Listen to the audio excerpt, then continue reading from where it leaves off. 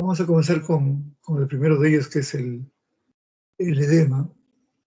Diremos una pequeña introducción con respecto al mismo.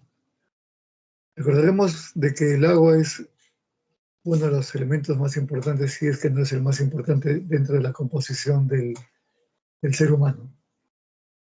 Como vemos en esta diapositiva, hay algunas diferencias en cuanto al sexo en las damas, en donde tienen ustedes, pues, las damas más tejido graso que los varones. La composición de líquido es menor que en los varones. Pero en términos prácticos, sumamente prácticos, eh, solamente con fines de docencia, vamos a, y esto no es machismo por si acaso, a ponerlo en 60-40. 40% de los componentes del ser humano son sólidos y un 60% corresponde al agua. ¿Cómo está distribuido el agua? La mayor parte de este 60% está dentro de las células, es decir, es agua intracelular. Y un tercio, es el 20% del peso corporal total, está fuera de las células, de los cuales la mayoría está dentro del espacio llamado intersticial, y solamente un 20% de todo este tercio está dentro del plasma. Es importante que recuerden estos números de repente con fines del examen, pero cuando ustedes lleguen a médico, lo que les va a interesar es que recordar que la mayor parte del agua corporal total está dentro de las células, que el agua que está en el extracelular, la mayor parte está en el intersticio, y solamente un pequeño porcentaje está dentro del plasma. Quiere decir que nuestras células están rodeadas de fluido líquido, eh, como lo estaría pues un pez en el mar. Pero las diferencias no solamente son de sexo, sino también tienen que ver con la edad. De suerte que al inicio de nuestra vida somos un porcentaje muy, muy alto de agua, y conforme avanzamos en edad, la cantidad de agua que compone a la persona es diferente. Por eso que si este sujeto pierde, digamos, 1 litro de agua, y este paciente mayor pierde 1 litro de agua, este se va a deshidratar más rápidamente porque tiene una menor reserva hídrica. Entonces, en términos prácticos, diremos que el 60% del peso corporal total corresponde a agua, pero la composición varía también con los órganos a los que nos referimos. Algunos van a tener una mayor cantidad de agua, otros una menor cantidad de agua. Por ejemplo, el cerebro, digo que los riñones son 83% de líquido, el pulmón es 85%, el ojo 95%. Hay una pequeña diferencia en su composición.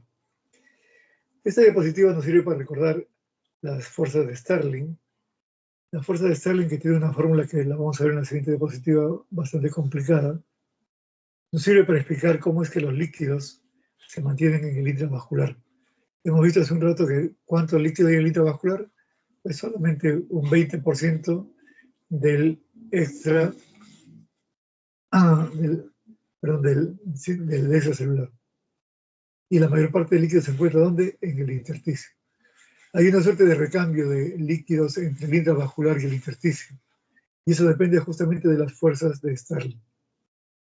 Con la fuerza de Stirling veremos que un capilar cualquiera tiene un extremo arteriolar y tiene un extremo venoso, que vamos a pensar solamente en muy pocas variables: la presión hidrostática y la presión oncótica. Y vamos a incluso hacer más simple este cuadro, pensando fundamentalmente en la presión hidrostática y oncótica intravascular. En el lado arterial del capilar, la presión hidrostática predomina sobre la presión oncótica, de tal manera que el líquido, por gradiente de presiones, sale del intravascular al intersticio. Y en el lado venoso, el líquido, la presión hidrostática, en cuanto a caída en relación a este lado, y la que predomina es la presión oncótica, y permite el retorno del líquido del intersticial al intravascular. Entonces, lo que esta diapositiva nos está mostrando es que hay una suerte de recambio de fluidos entre el intravascular y el intersticio a nivel del capilar. Y las presiones que están jugando acá en importancia son la presión hidrostática y la presión oncótica. Pero en realidad no es el 100% que sale, no es el 100% que regresa. Hay una pequeñísima cantidad de líquido que queda en el intersticio, que es captada por los capilares linfáticos. El capilar linfático viene a ser, dentro del estudio de los vasos sanguíneos, la cenicienta, la más feíta, digamos, del baile. Casi nunca le damos importancia y ahora vamos a ver más adelante cómo hay algunos edemas producidos por trastornos de la circulación linfática. El vaso linfático colabora y trabaja de manera conjunta con el capilar sanguíneo, de manera que ese remanente que quede, sea líquido o sea incluso pequeñas cantidades de proteínas, sean trasladados por la circulación linfática, que a su vez termina finalmente nuevamente en la circulación sanguínea. Esa es la fórmula de Starling. Como verán ustedes, recontra complicada para entenderla. No se la voy a explicar, en realidad no tiene mayor sentido. Pero con que recuerden ustedes la presión hidrostática y la presión oncótica dentro del capilar, nos va a servir mucho para explicar en términos prácticos esta clase que nos toca. Esto resume más o menos lo mismo que hemos venido conversando. Tenemos acá el lado arterial del capilar, hacia acá el lado venoso del capilar, como la presión hidrostática permite la salida del líquido del intravascular al intersticio. Entonces no son compartimentos completamente separados, no son compartimentos herméticos, sino que hay una suerte de recambio entre el intravascular con el intersticio, y luego hacia el lado venoso del capilar el líquido retorna desde el intersticio hacia el intravascular, de tal manera que el volumen de líquido que entra en el lado arterial del capilar es más o menos el mismo volumen de líquido que está saliendo. Entonces acá vemos un resumen mucho más resumido. El lado arterial del capilar, el lado venoso, perdón, la arteriola, la vénula, el lado arterial, el lado venoso, cómo predomina la presión hidrostática y el líquido sale al intersticio, y luego acá cómo predomina el lado, la presión oncótica y el líquido retorna al intravascular.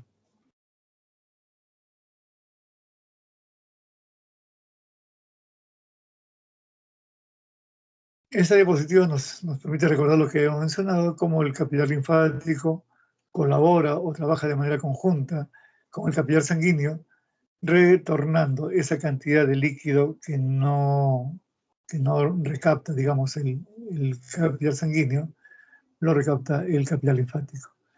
Esto en verde sería el capilar linfático. Miren ustedes cómo está muy correlacionado el capilar linfático con el capilar sanguíneo, cómo él capta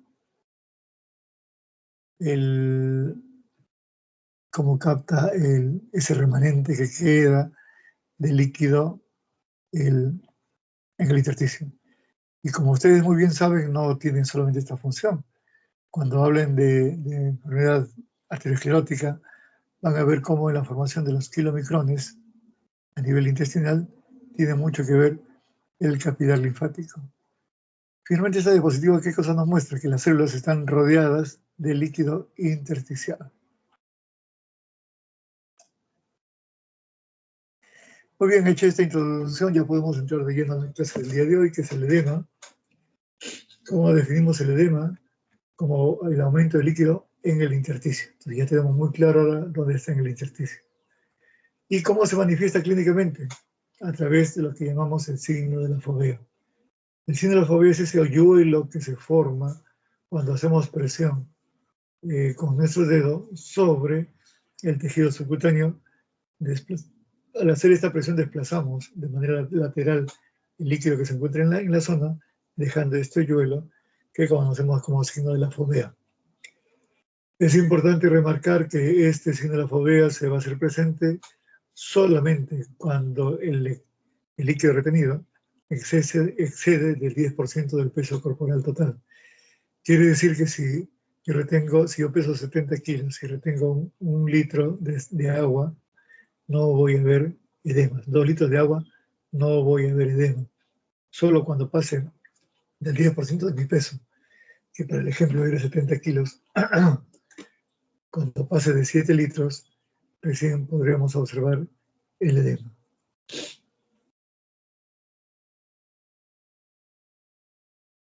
¿Cómo clasificamos el edema? Vamos a ver una clasificación por su topografía, es decir, por su ubicación y por el origen. Entonces podemos dividir el edema en un edema generalizado y un edema regional. El edema generalizado podemos dividirlo a su vez en un edema,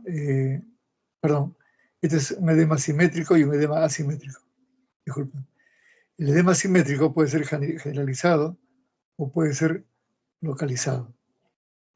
Cuando hablo de un edema generalizado, ¿cuáles son los órganos que están comprometidos? El corazón a través de la insuficiencia cardíaca, el riñón, por ejemplo, como el síndrome nefrótico, el hígado a través de la cirrosis. O sea, cuando tengo un paciente que tiene un edema generalizado, corazón, riñones e hígado son los órganos que deberíamos empezar a revisar. Si el edema es simétrico, pero está localizado únicamente en miembros inferiores, podemos ver esto en la preeclampsia, que es una enfermedad hipertensiva del embarazo. En el embarazo fisiológico hay un tipo de edema idiopático que vamos a revisar y el producido por algunos fármacos como los bloqueadores de calcio, nifedipino y amlodipino, que son fármacos que van a utilizar seguramente en su práctica médica. Y también podemos tener un edema localizado, bilateral y simétrico, en algunos tipos de edema linfático, como el lipedema, el linfedema primario, por si acaso. Este es el que nos da un edema en miembros inferiores bilateral y simétrico.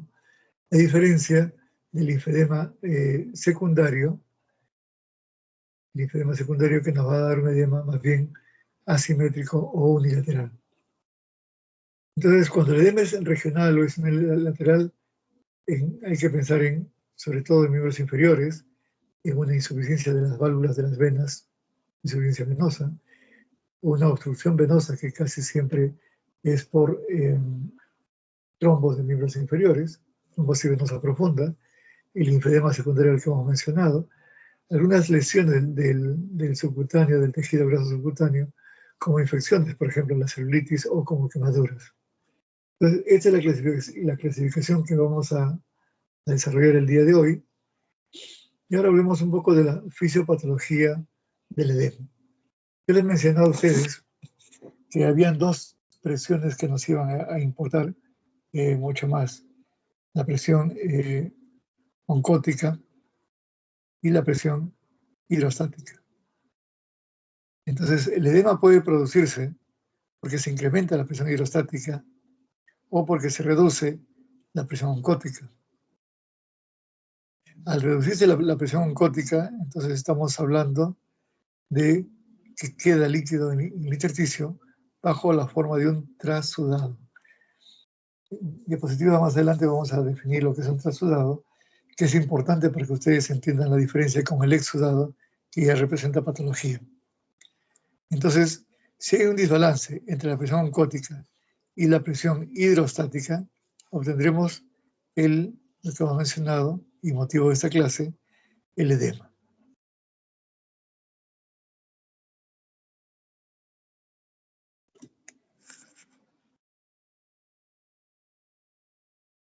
Entonces, finalmente hemos definido el edema como la salida o el incremento del volumen del líquido del intersticio.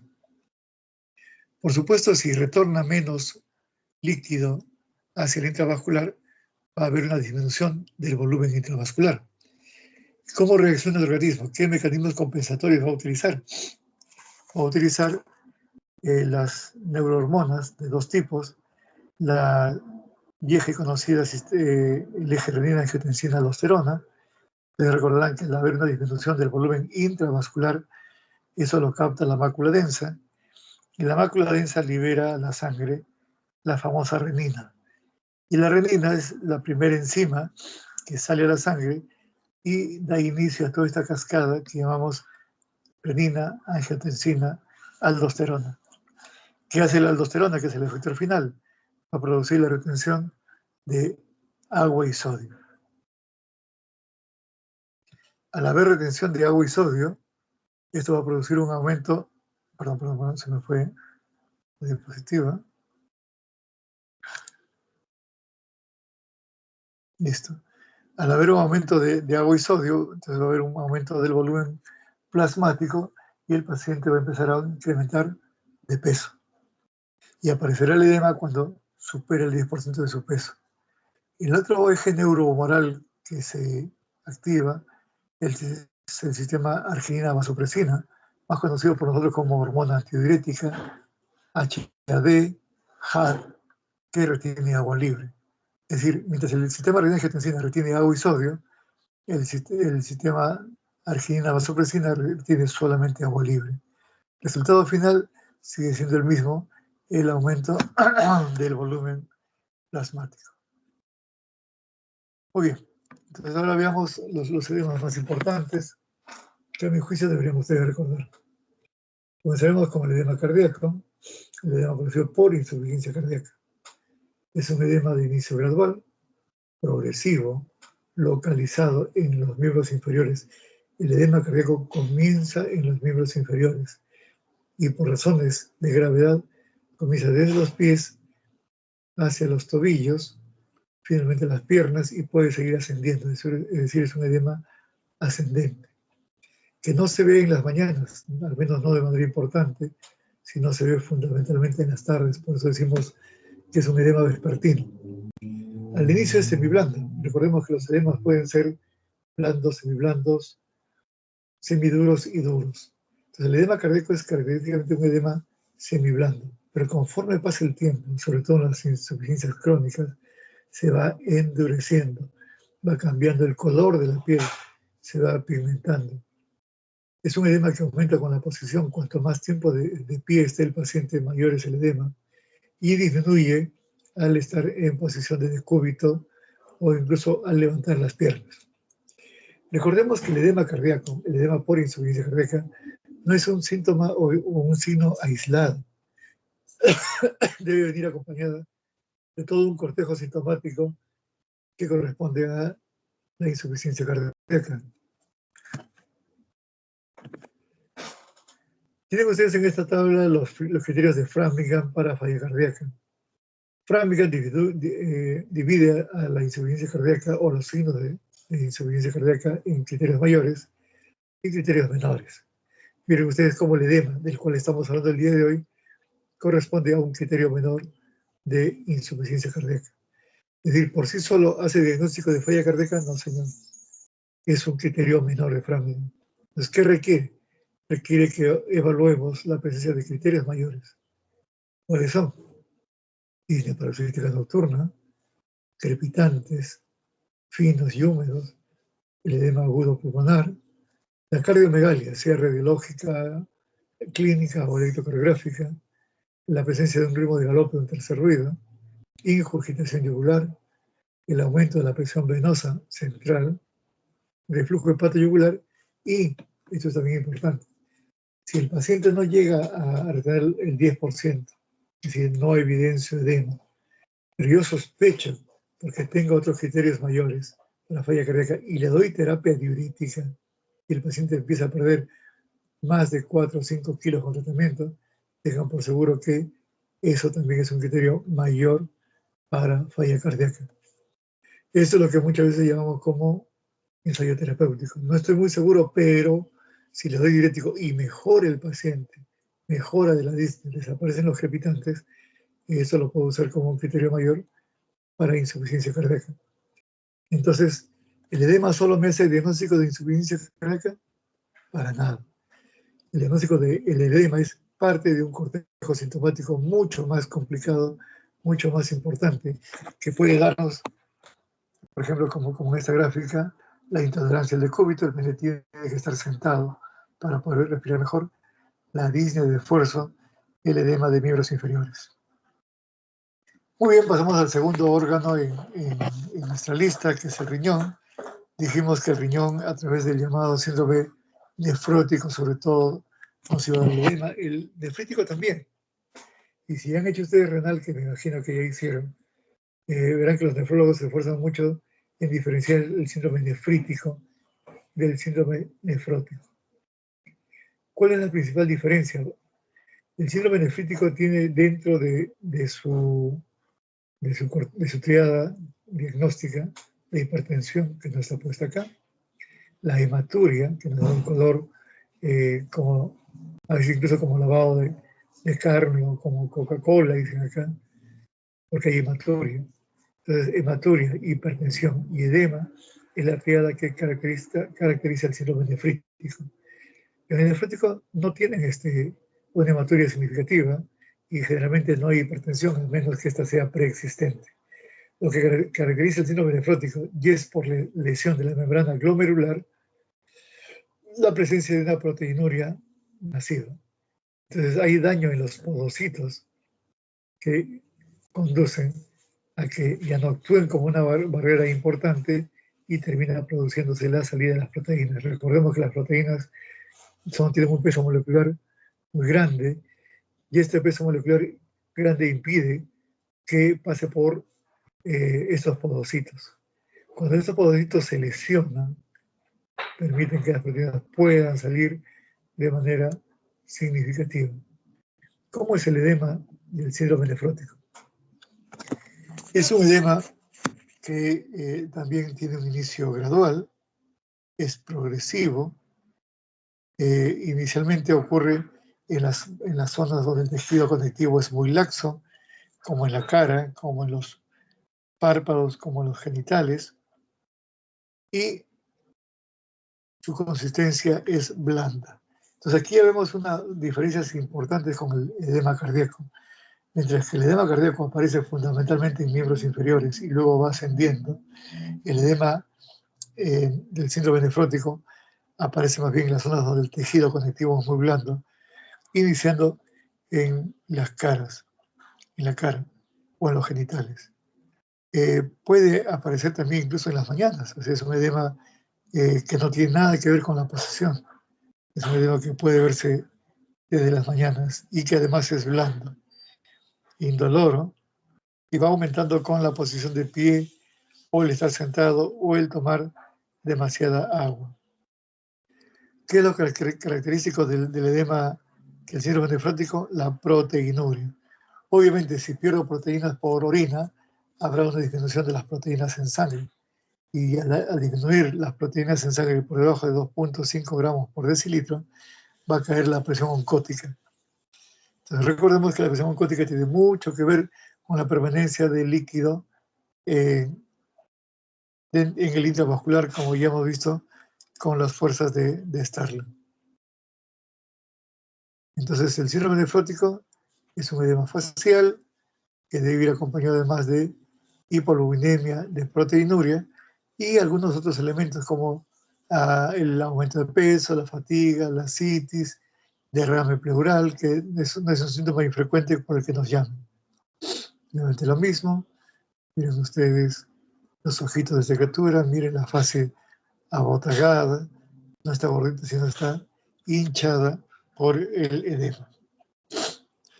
Muy bien, ahora pasamos al tercer órgano en esta lista, es el hígado. Cuando el hígado está dañado, sobre todo por la cirrosis, vamos a tener que en los grados extremos de la cirrosis aparece insuficiencia hepática. ¿Todos los pacientes con cirrosis tienen insuficiencia hepática? No. En los estadios iniciales el hígado tiene una tremenda reserva funcional, pero ya en los estadios finales sí vamos a ver una insuficiencia hepática. ¿Cómo se caracteriza este edema de la insuficiencia hepática?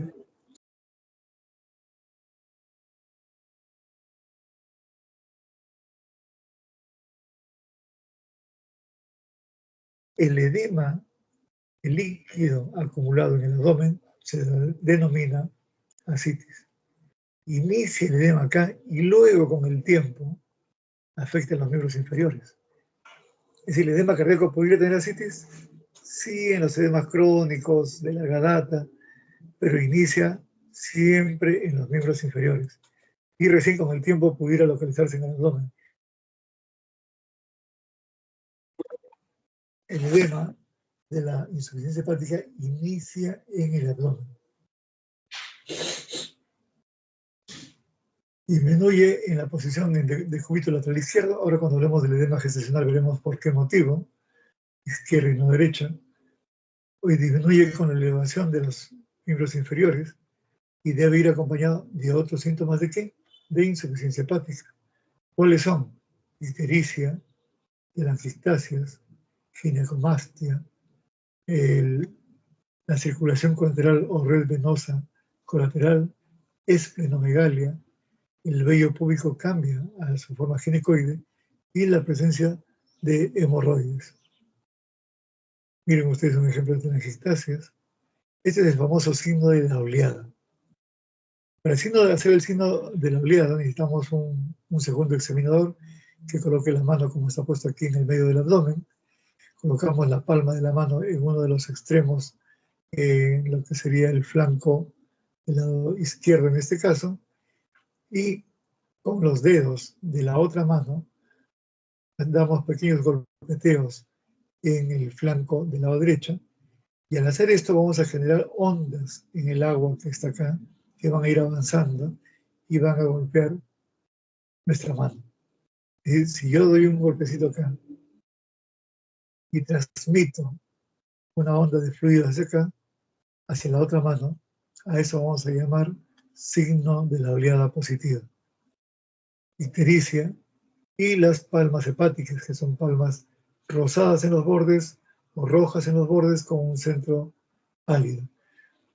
Entonces, así como hemos dicho que el edema cardíaco debe ir acompañado de síntomas y signos de falla cardíaca, así como el edema renal debe ir acompañado de síntomas y signos de insuficiencia o de síndrome nefrótico, el edema hepático debe ir también acompañado de signos y síntomas hepáticos. Es decir, además de los datos que les hemos dado sobre cómo diferenciar el edema, cómo es el inicio, cómo es el color, debemos tener en cuenta que hay,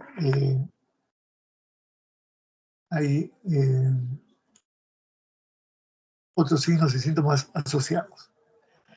Bien, pasemos ahora al embarazo, el embarazo fisiológico. Miren ustedes cómo está el bebito acá dentro de la cavidad abdominal. Recuerden ustedes cómo el bebé, por el tamaño que tiene, sobre todo en la última mitad del embarazo, ya interactúa con algunos órganos y vasos intraabdominales, y en lo que esta clase nos corresponde, tiene que ver mucho que ver con la vena cava y con la aorta. Cuando el paciente está en decúbito supino o decúbito dorsal, el peso del producto presiona contra la columna, tanto la cava como la aorta. Pero la aorta es una arteria grande, es una arteria enorme, con mucha presión. Se deja comprimir mucho menos que la vena cava. Las venas casi no tienen una presión sumamente baja. Entonces, en esta posición, el producto comprime la vena, y al comprimir la vena va a aumentar la presión hidrostática en el lado venoso del capilar. Y al aumentar la presión hidrostática en el lado venoso va a provocar el edema, que vamos a ver muchas veces en las mujeres, en las gestantes normales. Pero cuando colocamos a la paciente en decúbito lateral izquierdo, ¿a quién estamos liberando? A la vena cava. La vena cava en la aorta también, pero sobre todo la vena cava, de la manera que en esta posición permitimos que el producto descanse sobre la cama y liberamos de la presión a la vena cava.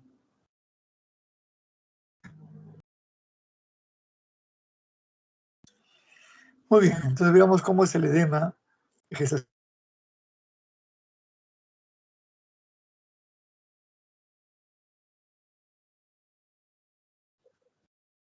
en la segunda mitad del embarazo.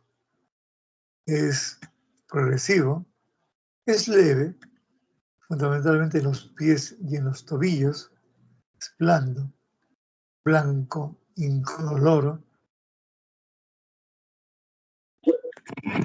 aumenta con la posición de pie y en los productos de gran peso, es decir, cuando hay macrosomía fetal o cuando hay embarazos múltiples. Disminuye en la posición en decúbito lateral izquierdo, ya lo hemos mencionado por qué. Al elevar los miembros inferiores, y ocurre fundamentalmente en la segunda mitad del embarazo, más aún en el segundo trimestre del embarazo, porque el bebé está grande. Y a veces, aún el edema del embarazo normal puede permanecer algunos días luego de terminado el parto.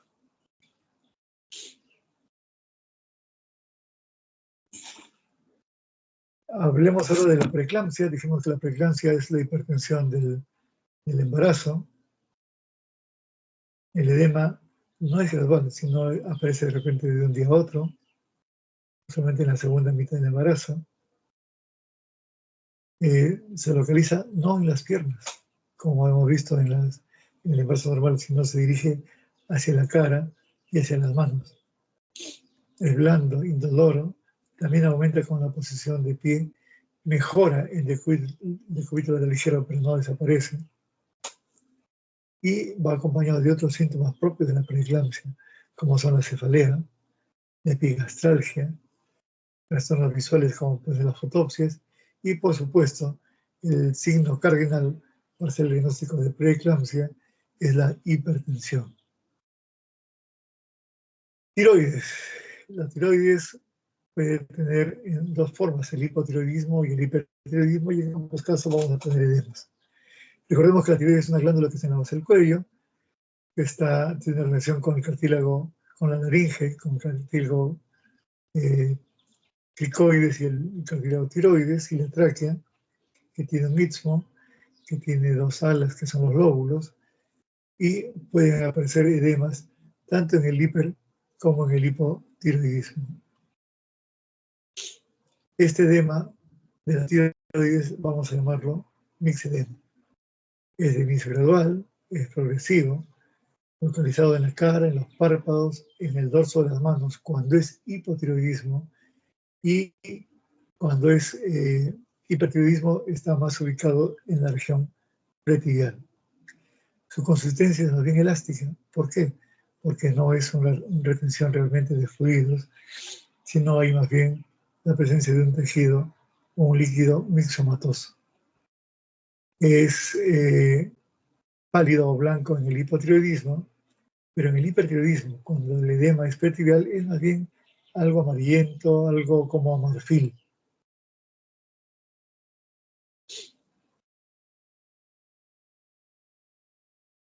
Miren ustedes el tipo de edema, esta fase que a veces confunde con un problema renal, por la coloración corresponde también a un hipotiroidismo.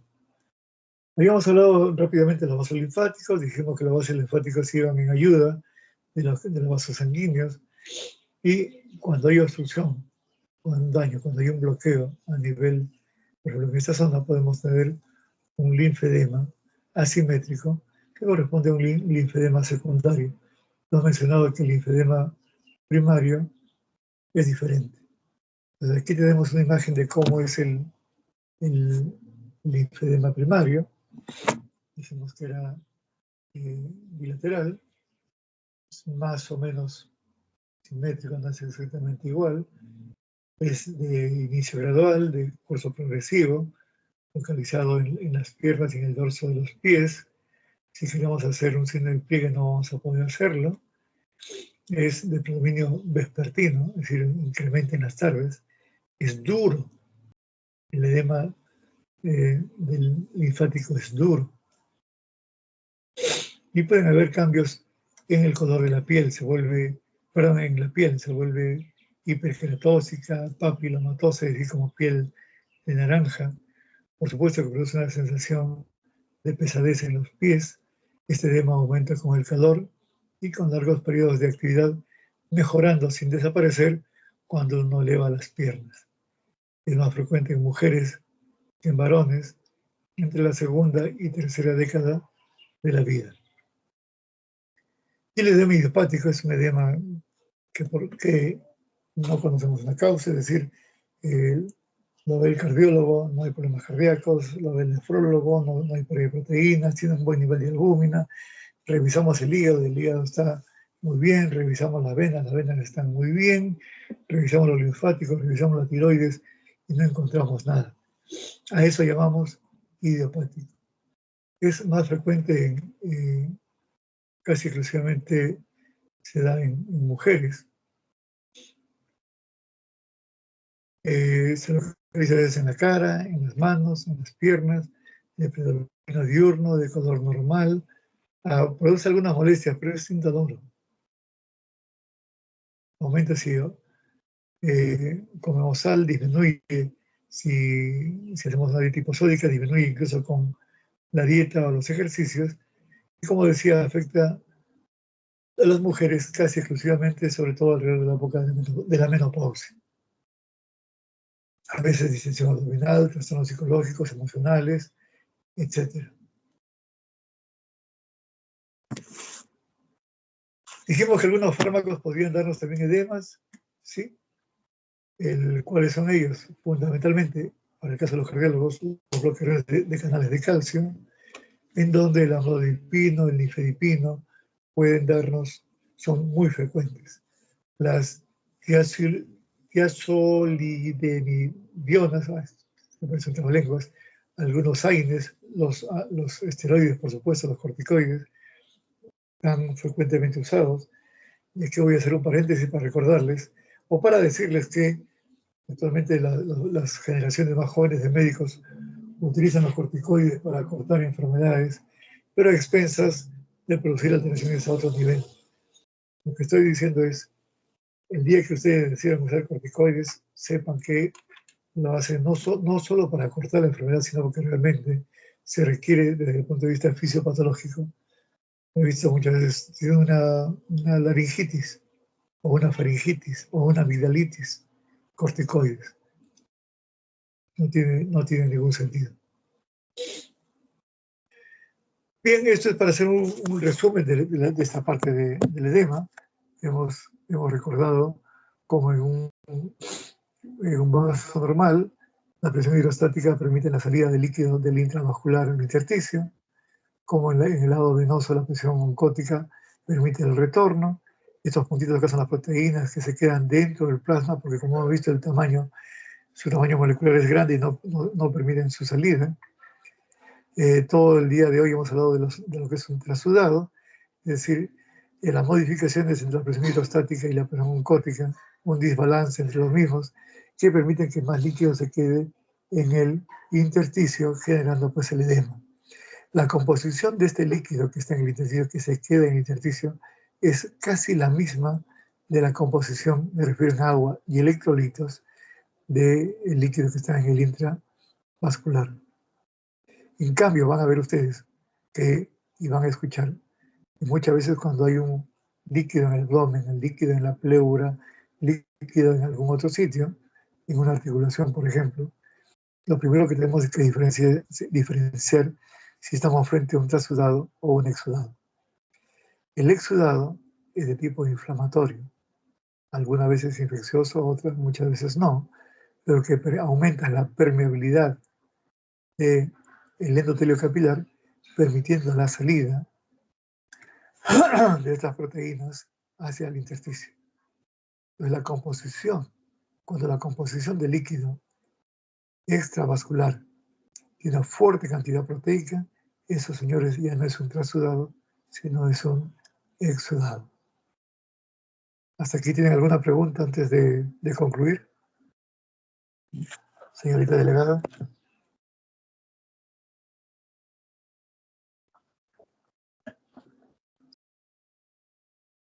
¿Está presente la delegada?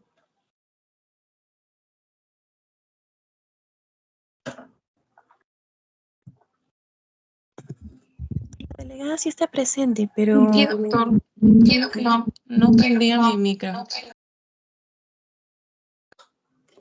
Ok, es importante que estén atentos a la clase.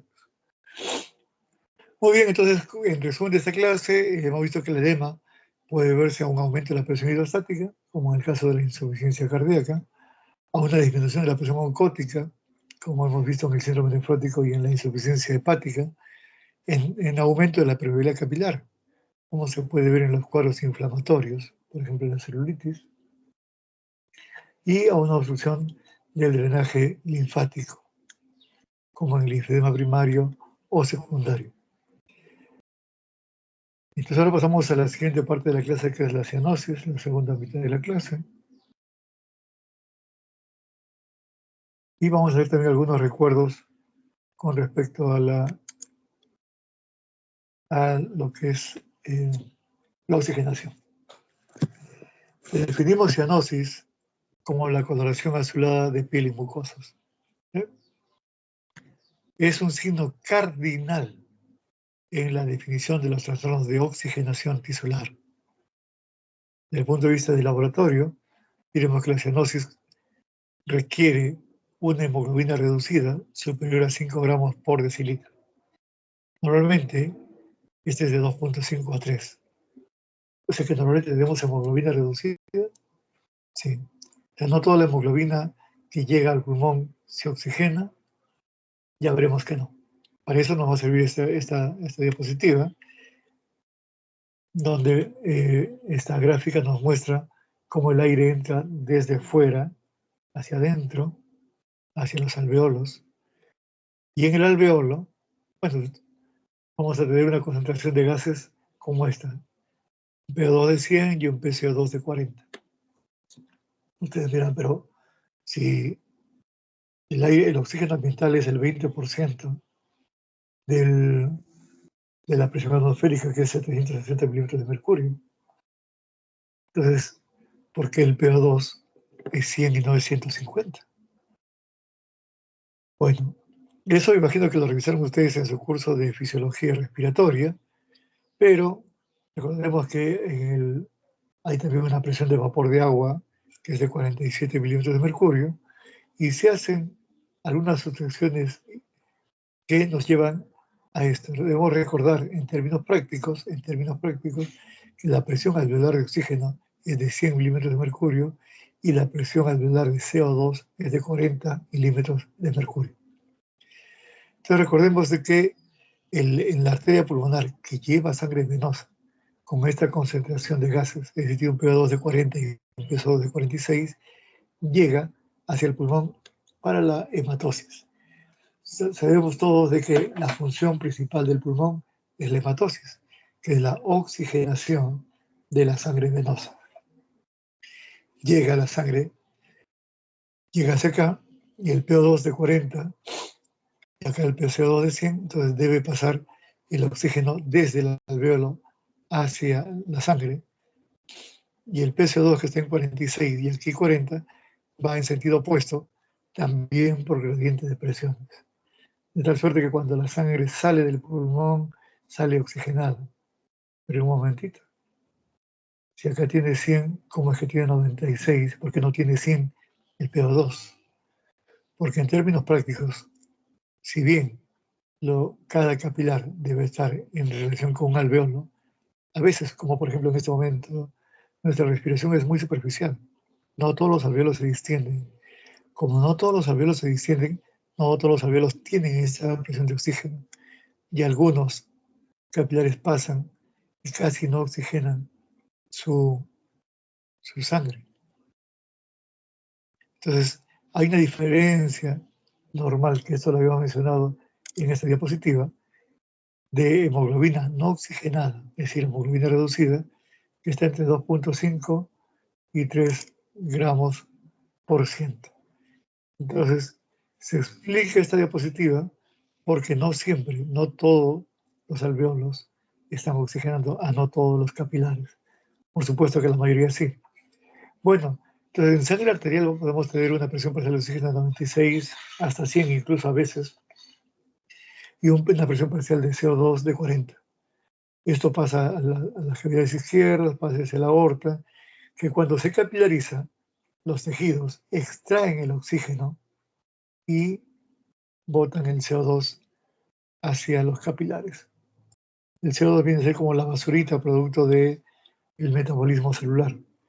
Entonces, cuando los capilares se reconfiguran en venas, veremos cómo la vena cava tiene una presión baja de oxígeno con una presión alta de CO2, que es la misma que estamos viendo en la arteria pulmonar. Y luego el circuito se reinicie. Pero ahora vamos a recordar algunas cosas básicas también, además de esto. Recordemos que lo que es la respiración tiene 3 fases. La ventilación, es decir, el ingreso del oxígeno o del aire hacia el alveolo. 2, la difusión, que es el pasaje del oxígeno del alveolo hacia el núcleo M del eritrocito. Y la perfusión, que tiene que ver con la cantidad de vasos que entran, que llegan adecuadamente perfundidos al pulmón. Por ejemplo, si mi paciente tiene un Guillain-Barré y no tiene fuerza en los músculos, va a hipoventilar. Por tanto, la presión de oxígeno acá va a ser muy baja con un PSO2 muy alto. En los casos de falla cardíaca, cuando hay un edema pulmonar, queda líquido aquí en el intersticio y la difusión no va a poder ocurrir. Es decir, ese pulmón ventila bien, perfunde bien, pero no difunde bien. Y en casos como en la embolia pulmonar, por ejemplo, cuando un coágulo se pone acá y no deja pasar la sangre, y esa sangre no se va a oxigenar, entonces no va a haber una buena perfusión. Entonces, cuando pensemos en el sistema respiratorio, pensemos en ventilación, difusión y perfusión. Esta diapositiva nos muestra lo que vamos a conocer como membrana alveolo capilar. Miren cuánto tienen que atravesar esta membrana los gases. El oxígeno debe atravesar primero a las células alveolares, la membrana basal y el intersticio alveolar, la pared del capilar. Y una vez que pasa el capilar, llega al plasma. Una vez que llega al plasma, debe atravesar la pared del eritrocito hasta que finalmente llega hacia el núcleo M de la hemoglobina. Todo esto, que llamamos membrana alveolo capilar, debe atravesar el oxígeno para llegar desde el alveolo hacia el núcleo M de la hemoglobina. El CO2 no va en el eritrocito, va disuelto en el plasma y recorre en el sentido inverso, pero tiene un coeficiente de difusión 20 veces mejor que el del oxígeno. Quiere decir que si yo dejo si tengo problemas en esta membrana alveolo capilar y el oxígeno no pasa con facilidad y baja mi presión parcial de oxígeno, el CO2 sí va a hacerlo con mucha facilidad. Lo que estoy diciendo es que en los estadios iniciales de falla cardíaca puede bajar el PO2, pero el PCO2 va a estar disminuido. En los estadios avanzados, cuando aumenta el PCO2 en falla cardíaca, preocúpense porque la cosa está muy avanzada. Entonces, ya hemos dicho que la cianosis se desarrolla cuando la hemoglobina reducida o hemoglobina no oxigenada supera de los 5 gramos por decilitro. ¿Cuántos tipos de cianosis tenemos? Vamos a revisar la central, la periférica, la mixta y la diferencial. ¿A qué llamamos cianosis central? Aquella que corresponde a las mucosas. No solamente la piel, sino las mucosas. Miren ustedes la coloración del labio, miren la coloración de la lengua, y si le pedimos que abra la boca, vamos a ver que toda la cavidad oral también está cianótica. ¿Cuáles son las causas de esta cianosis central? La primera es la disminución de la presión parcial de oxígeno atmosférica. Si alguno de ustedes hace andinismo y va a 5.000, 5.500 metros, van a ver cómo la poca cantidad de oxígeno que hay no permite oxigenar adecuadamente los eritrocitos, de tal manera que aumenta la presión, la cantidad de hemoglobina reducida. Entonces, si yo me pongo cianótico a 5.000 o 6.000 metros, es por la baja presión atmosférica. Pero también puede ser central por alteraciones en la función pulmonar o alteraciones a nivel cardíaco, fístulas arteriovenosas y cortocircuitos intrapulmonares. Algunas veces la cianosis central se debe a hemoglobinopatías, alteraciones adquiridas o congénitas de la hemoglobina, que las hace incapaces o poco hábiles para captar el oxígeno pulmonar. Entonces, en la cianosis periférica puede encontrar cianosis ungueal, en la central por supuesto que sí, Pero en la periférica voy a ver que mi mucosa oral, mis labios están rosados, mientras que en la cianosis central voy a encontrar la coloración azulada que hemos mencionado. Muy bien, ahora hablemos de la cianosis periférica. La cianosis periférica puede verse también en pacientes con falla cardíaca, con shock cardiogénico. ¿Por qué? Porque los tejidos tratan de sacar todo el oxígeno posible dentro de la circulación. Miren ustedes el color de las uñas, comparado con el del examinador, que es rosado, cero pues morado. Entonces, los pacientes con falla cardíaca, con el shock cardiogénico, no tienen problemas de oxigenación. O bueno, tienen. En realidad, al haber un shock cardiogénico se oxigena mal la sangre, pero los tejidos, de manera compensatoria, extraen todo el oxígeno posible, de manera que la cantidad de hemoglobina reducida, es decir, no oxigenada, supera largamente los 5 gramos. A veces no es por falta de oxígeno, es por la cantidad enorme y excesiva de glóbulos rojos, y eso se denomina policitemia o poliglobulia. Es el color de la cianosis periférica, las uñitas todas oscuras, todas negras. Cuando la cianosis periférica es localizada, vamos a ver, como en este ejemplo, que no solamente es localizado por una simetría, miren ustedes el grosor de este miembro inferior comparado con este, miren el color cianótico de este lado, y se debe fundamentalmente a problemas en el lado venoso, sea porque hay trombos venosos que producen una obstrucción arterial, sea porque hay una insuficiencia venosa o porque a veces hay exposición al frío. La cianosis mixta, hablamos tanto de central como periférica, pueden haberse en algunas cardiopatías, sobre todo congénitas, como la tetralogía de Fallot, el Eisenmenger, la anomalía de Evsen, transposición de grandes vasos. En las cianosis crónicas, vamos a observar además este signo que los semiólogos antiguos llamaron los palillos de tambor. Si alguno de ustedes ha pertenecido a la banda del colegio, verán ustedes cómo los tamborileros utilizan un palito que tiene en la parte distal una zona más engrosada. Entonces, en la imaginación de ellos esto parecía un palito de tambor. Es por eso que este signo se denomina signos en palillo de tambor. ¿Por qué se caracteriza esto? Acropaquia. Acro es distal, pacos es grueso, engrosamiento distal. Lo que ocurre es que lo que parece ser es que la hipoxia crónica favorece la liberación local de factores de crecimiento.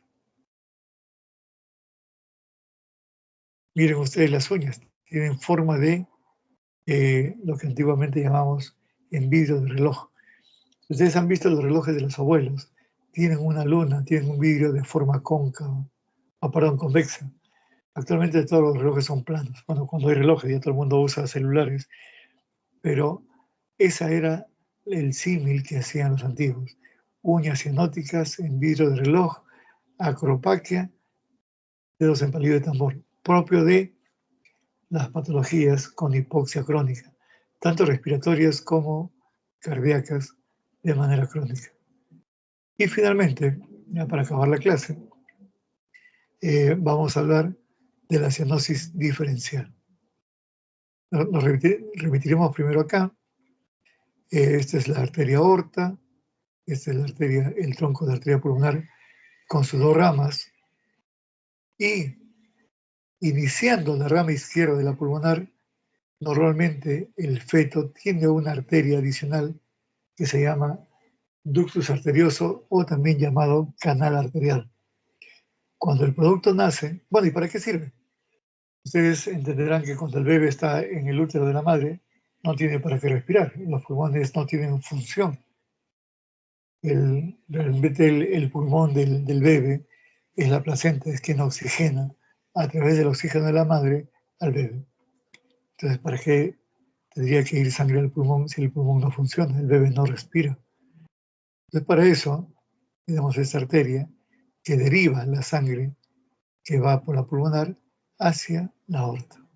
Ya no la dirige a los pulmones porque no tiene mayor sentido. Cuando el bebé nace y respira, basta en la primera respirada que da, se dice que ese incremento de la presión parcial de oxígeno hace que este ductus se cierre primero por vasoespasmo y luego se fibrosa definitivamente. Cuando este ductus no se cierra al nacer, y esto es algo que se ve con cierta frecuencia, sobre todo en los niños nacidos en altura, a esto se denomina ductus arterioso persistente o persistencia del canal arterial. Al inicio, la presión pulmonar es mucho más alta que en la etapa intraútero, por eso que la sangre pasa del pulmón hacia la aorta. Pero con el nacimiento ocurre un cambio drástico en la hemodinamia del recién nacido, de tal manera que la presión en el lado izquierdo supera a la presión en el lado derecho y la sangre, cuando este ductus persiste, pasa desde el lado izquierdo hacia el lado derecho. Es por eso que ustedes cuando hagan su curso de pediatría, este tipo de shunt o shunt, como quieran pronunciarlo, decimos el ductus arterioso tiene normalmente un shunt que va de izquierda hacia derecha. Entonces el flujo de la sangre que pasa de la sangre oxigenada hacia el pulmón. Entonces el bebito es un bebito rosado, porque no hay cianosis. Pero conforme avance el tiempo, si esto no se soluciona, va a producir una hipertensión pulmonar llamada también síndrome de Eisenmenger. Cuando aumenta la presión pulmonar y supera la presión de la aorta, el shunt se invierte. Ya no va de izquierda a derecha como ocurre acá en el ductus normal, sino en el ductus hipertenso va de derecha hacia izquierda. De manera que la sangre no oxigenada llega hacia la aorta. La ubicación normal del ductus es casi frente al... Ustedes recuerdan que esto es aorta ascendente, esto es el callado de la aorta, y aquí tenemos el tronco brachiocefálico, tenemos la arteria carótida común del lado izquierdo y la arteria subclavia izquierda. Entonces el ductus normalmente queda casi frente a la subclavia izquierda. Entonces cuando el ductus se invierte, el shunt se invierte, la sangre no oxigenada entra y se mete a veces hacia la subclavia izquierda, pero sí definitivamente hacia abajo. De manera que yo voy a ver cianosis en los miembros inferiores, cianosis posible en el miembro superior izquierdo por esta ubicación del ductus, pero el lado derecho y la cara del niño no van a tener cianosis. Entonces, ¿cómo es posible que tenga cianosis en todos lados, menos en la cara y menos en el miembro superior del lado derecho? Es por la ubicación del ductus hipertenso. Y esto, señores, se llama cianosis diferencial. Muy bien, ¿alguna pregunta?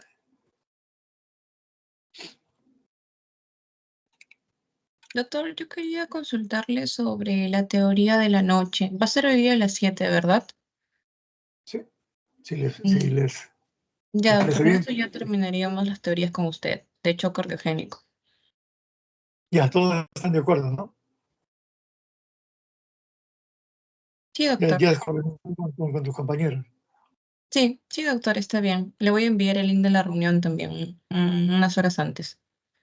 Sí, también el listado. Buenos días. ¿Alguien más ingresó a la sala? ¿A quién no le pasé lista? Doctor, buenos días. Sí, yo no me pude ingresar.